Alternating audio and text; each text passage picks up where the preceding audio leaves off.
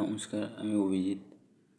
আজকে যেই বিষয়টা নিয়ে আলোচনা করব সেটা হচ্ছে গুরু এবং শিষ্যের মধ্যে পার্থক্যটা নিয়ে আলোচনা করব, যেটা খুবই ইম্পর্টেন্ট। তো যে গুরু হয় সে হলো পুরোপুরি ভগবান, যাকে বলে ভগবানের অংশ হচ্ছে গুরু। আর যে শিষ্য হয় সে তার যে শিষ্য সে হচ্ছে সাধারণ মানুষ। যেমন আর্ট সবাই হয় সাধারণ, সাধারণ মানুষ, সাধারণ জীব যাকে বলতে পারে। তো আর আর গুরু যে হবে সে সে কৃপা করতে পারে, কারণ সে ভগবানের অংশ।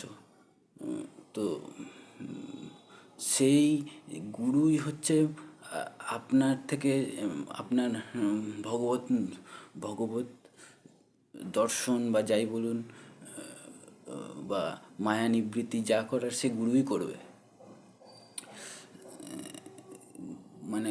গুরুই করতে পারে। আর যে শিষ্য হয় সে হচ্ছে তার কৃপা লাভ করেছে, সে কি বলবো, তা সে তার সে তার জ্ঞান, ভগবান সম্পর্কিত জ্ঞান এবং আনন্দ লাভ করেছে। কিন্তু তাহলে কি সে ভগবান হয়ে গেছে? না, ভগবান তো ভগবানই হয়, আর মানুষ তো মানুষই হয়। তো যাই হোক, তো সে যে তার শিষ্য যে কৃপা লাভ করেছে সে এখন ভক্ত হয়েছে, সে তার ভক্ত পরিণত হয়েছে কৃপা লাভ করার পর। তার থেকে আপনি অনেক লাভ নিতে পারেন, তার এক্সপিরিয়েন্সের তো দাম আছে একটা, তো সেটাও ফেলনা না এক এক প্রকার যাকে বলে আপনাকে যদি কেউ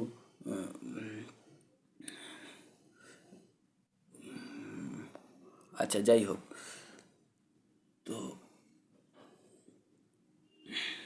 যখন আমরা এই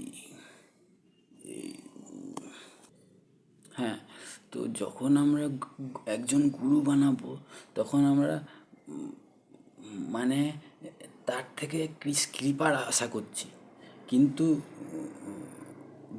যে তার শিষ্য সে হচ্ছে তো সাধারণ মানুষ, তার থেকে আপনি কৃপার আশা করতে পারেন না। তো তার এক্সপিরিয়েন্সের জ্ঞানের লাভ নিতে পারেন, এবং যদি তাই যখন আপনি গুরু বানাবেন তখন আপনাকে দেখতে হবে যে একটা জেনুইন একজনকে গুরু বানাচ্ছেন কি না। তাই যে যে যে তার শিষ্য, যে গুরুর দ্বারা সে ভগবত কৃপা লাভ করেছে, তার যে শিষ্য সে আপনাকে তারই প্রচার করবে। যে গুরুর সে শুধু প্রচার করছে, সে নিজেকে গুরু বলে দাবি করতে পারে না। গুরু আলাদা জিনিস সম্পূর্ণ। বুঝে বললাম, গুরু হচ্ছে ভগবান, স্বয়ং ভগবান যাকে বলতে পারেন। আর শিষ্য তার কৃপা লাভ করছে, যে নিজেই কৃপার আশা করে, সে অন্যের কি করে কৃপা করবে, তার সেই সামর্থ্য তার এটা তো কৃপা করার ক্ষমতা তো ভগবান ছাড়ার কাউরের নেই। তো যাই হোক, তার এক্সপিরিয়েন্সের লাভ নিতে পারেন আপনি। তাই তাই আমি বলবো যে আমার গুরু আছে জগৎগুরু শ্রী কৃপালুজি মহারাজ, তাকে গুরু বানাতে পারেন। এছাড়াও এখন সদ্গুরু আছে, তাকেও গুরু বানাতে পারেন। এছাড়া কাউকে বানাতে যাবেন না, কারণ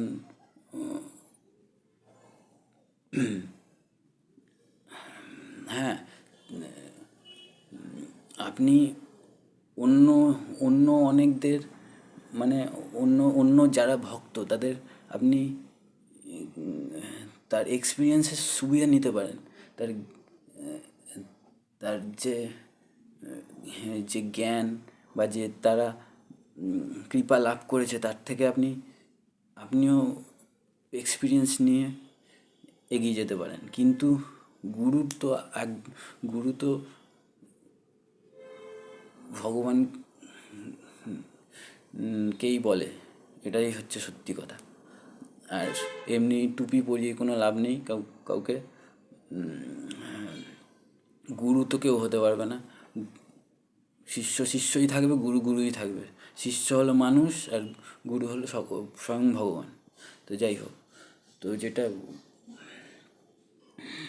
আসল যেটা, হ্যাঁ, তো যেটা বলছিলাম যে যে আরেকটা ব্যাপার আছে, যে যখন বলে যে যে যে যে ভগবত কৃপা লাভ করেছে তার স্মরণেও যদি মানে কেউ যায়, তাহলে তার সেও কৃপা লাভ করতে পারবে, এমন একটা কথা আছে। তো এটা কেন বলে? তো সেটার বলার কারণ হচ্ছে যে ধরুন কেউ যদি যে কৃপা লাভ করেছে তার তার তার কাছে তার যদিও কেউ ভক্তি করে, তাহলে সেটা ধরে নেওয়া হয় যে তার গুরুর ভক্তি করছে সে। মানে যে যে কৃপা লাভ করেছে তার গুরু, মানে দুজন এক হয়ে ভগবত মানে কৃপার পর সে তো যে যে যে সেবক ছিল, যে শিষ্য ছিল, সে তো ভক্তে পরিণত হয়েছে, মানে তার সাথে এক হয়ে গেছে। তাই একজন মানে তার ভক্তি করলেও ধরে নেওয়া হয় যে তার গুরুরই ভক্তি করা হচ্ছে, মানে ভগবানের ভক্তি করা হচ্ছে। তো তো কিন্তু কৃপাটা তাহলে তখন কৃপা হতে পারে যার কাছে প্রেম আছে, তার সাথে যদি আপনি তারও যদি ভক্তি করেন, তাও আপনি প্রেম লাভ করতে পারবেন। কিন্তু সেই কৃপা কিন্তু গুরুই করবে, মানে প্রথম গুরু মানে ভগবানই করবে। সে কিন্তু সাধারণ জীবের থেকে আপনি কৃপার আশা করতে পারেন না। তো যে এটা তো শুধু ওই রকমই ব্যাপার যে ধরুন কোনো একটা গৃহস্থ কেউ, কোনো এক ভিখারি কোনো একটা গৃহস্থ বাড়িতে গিয়েছে ভিক্ষা চাইতে। তো গৃহকর্তা ছিল না, তো তার তার সেবক বা শিষ্য বা কর্মচারী যাই বলুন, সে আপনাকে তাকে বলে রেখেছিল গৃহকর্তা যে কেউ আসলে দিয়ে দিস, তোকে আপনাকে সে কিছু দিয়ে দিল, তার থেকেই দিল সে। তো যাই হোক, এরকম ব্যাপারটা ওর মারফত দেয়ার, কিন্তু দেয়ার লোক হচ্ছে একজনই, ভগবান ছাড়া কেউ। এটা একটা উদাহরণ দিলাম। যাই হোক, সে মানে বুঝেছেন আমি কি বলতে চাইছি। মানে কৃপার জন্যে ভগবানেরই দরকার। তো যার কাছে প্রেম আছে, এটা এই জন্যই বলে যে তার থেকে হতে পারে, কিন্তু এর কোনো গ্যারেন্টি নেই। মানে সেটা আপনার সে কীরকম শিষ্য তার ওপর নির্ভর করছে। সে যদি ঢঙ্গি হয় তাহলে তো আর হবে না। আর আর আপনারও যদি মন বুদ্ধি শুদ্ধ না হয় তাহলেও হবে না।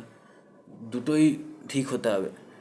তার কাছে প্রেমও থাকতে হবে, আর আপনারও মন বুদ্ধি শুদ্ধ হতে হবে। তো তাহলেই কৃপার হবে। তাও হবেই যে তার কোনো গ্যারেন্টি নেই, এটা গ্যারেন্টি ভগবান ছাড়া কেউ দিতে পারবে না। তাই বলবো যে আপনি গুরু বানাবেন, মানে যে গুরু বানানোর যোগ্য সেরকম লোককে বানাবেন সবসময়। মানে ভগবান হয় যোগ্য, আমি তো বললাম একজনের নাম, আমি নিজেই যার শিষ্য, আমার জগৎগুরু শ্রী কৃপালুজি মহারাজ। কে বানাতে পারেন, কোনো অসুবিধা নেই। একটা একটা ফটো নিয়ে তার ভক্তি করতে পারেন, কৃপা পেয়ে যাবেন, কোনো অসুবিধা নেই। কৃপা মানে হচ্ছে মায়া নিবৃত্তি, প্রেম লাভ, এগুলোকে কৃপা বলছে। তাই বলে এবার ব্যাপার হচ্ছে, তাহলে কি যে তার কৃপা লাভ করেছে তার কি কোনো মানে এক্সপিরিয়েন্সের কোনো দাম নেই? নিশ্চয়ই দাম আছে। কারণ তার থেকে আপনি নিশ্চয়ই জানতে পারবেন, যিনি বিষয়গুলো জানা তো খুবই দরকার, নাহলে আপনি কি করে এগোবেন? অন্ধর মতো তো কোনো যাওয়া যাবে না। তার থেকে আপনি তার এক্সপিরিয়েন্সের সুবিধা নিতে পারেন, জ্ঞান তার থেকে আপনি গ্রহণ করতেই পারেন, যে কোনো জায়গা থেকে জ্ঞান করতে পারেন। কিন্তু কৃপার জন্য বললাম গুরুর কাছে যেতে হবে। আর হচ্ছে, আর তাই বলে কেউ এসে আবার, এরকমও অনেক লোক আছে যারা বলবে যে তাহলে তো তোর এইসব তো সব মনের ভুল, তোর তোর এইসব এইসব তোর মনের ভুল রে। তো এইসব কথা আমাকে বলবেন না, বা কোনো ভক্তকে এসব বলতে যাবেন না। কারণ ভক্ত তো সবসময় মানে মানে সমাধির অবস্থায় থাকে। সমাধি মানে হচ্ছে ওই যেটা আত্মজ্ঞান বলে যাকে, সমাধি সেটাকেই বলছে। সেই রকম তার কৃপার মানেই হচ্ছে তাই যে সবসময় সে সমাধি স্টেটেই থাকে সবসময়। তাই সবসময় সে ভগবানকে দেখছে। তাই এইসব কথা যেন ভুল করেও বলবেন না, কারণ সে সবসময় অনুভব করছে ব্যাপারটা, আর সত্যি অনুভব করছে। কোনো মানে এটা কোনো মানে কোনো ইয়ে না, সব সময় অনুভব করছে, সত্যি অনুভব করছে। তাই এইসব কথার কোনো মানে বলে লাভ নেই। যে আসল যে জানে না তাকে বলতে পারেন আপনি এই কথা, কিন্তু যে যে অনুভব করছে তাকে এসব কথা বলার কোনো মানে নেই। তাই বললাম যে তার এক্সপিরিয়েন্সের লাভ আছে। তো তো আপনি সবার সাহায্য নিতে পারেন, কিন্তু গুরু ভগবান তুল্য লোককেই বানানো উচিত। দুজনের নাম বলেছে, একজন জগৎগুরু শ্রী কৃপালুজি মহারাজ, আর একজন এখন সদ্গুরু আছে 2025 সালে। তো যাই হোক, দুজনের মধ্যে কাউকে বানাতে পারেন, কৃপা পেয়ে যাবেন। যাই হোক, আর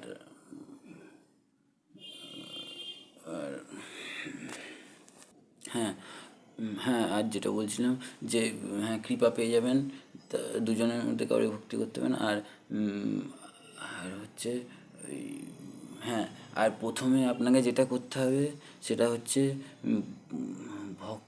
ওই গুরুর ভক্তি করতে হবে বললাম। গুরুর ভক্তি করে তার সাথে প্রেম প্রেম মনের প্রেম করে মন বুদ্ধি শুদ্ধ করতে হবে। মানে তার ওই তার তার সৎসঙ্গ করবেন, মানে তার কথা শুনবেন।